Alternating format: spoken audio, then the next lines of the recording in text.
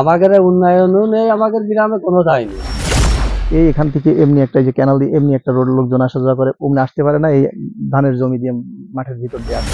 এই রাস্তা সামনে কাদা আছে, তাই আমরা ছাত্ররা যাতে পারি না। কোনো উন্নয়ন নেই ভাই, মিশে কথা করতে পারবো না।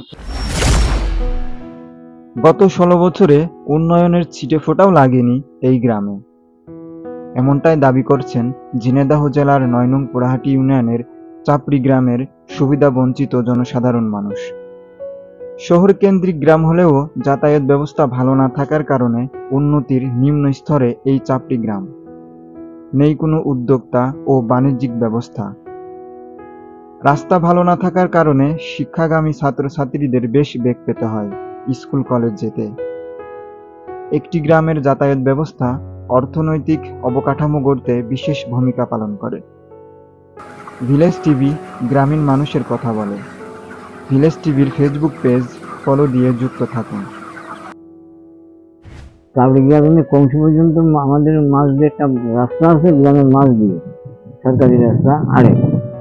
তা ওই গ্রামের লোকের সঙ্গে আরো ওই গ্রামের ভিতরে আরো 2-3 গ্রামের লোক হাট বাজারে আসে।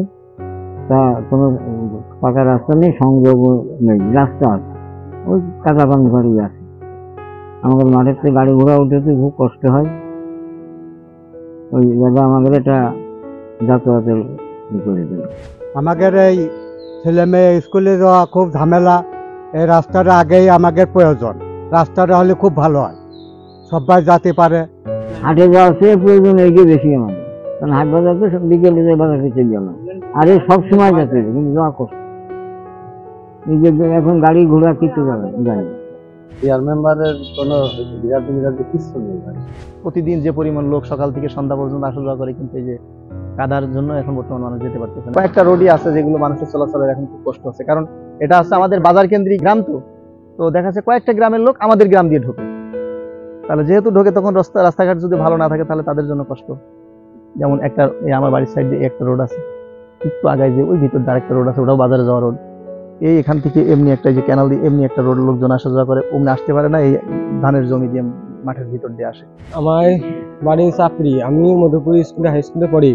এই রাস্তা সামনে কাদা আছে, তাই আমরা ছাত্ররা যাতে পারি না। সরকারি যদি রাস্তাটা একটু মেরামত করে দেয়, তাই আমাদের জন্য খুব ভালো হয়। উন্নয়ন অতটা ভালো নয়। কাঁচা রাস্তা আমি দেখি, যাওয়া আসা পথ খুব খারাপ। আমি দেখবেন 2 গ্রামের লোক আসে যে রাস্তাটা কোনো পাকা করা হয় নাই। চেয়ারম্যান থাকাকালীন সব কিছু করা হয়েছিল, বর্তমানে কিছু করা হয় না, ওই অবস্থায় আছে।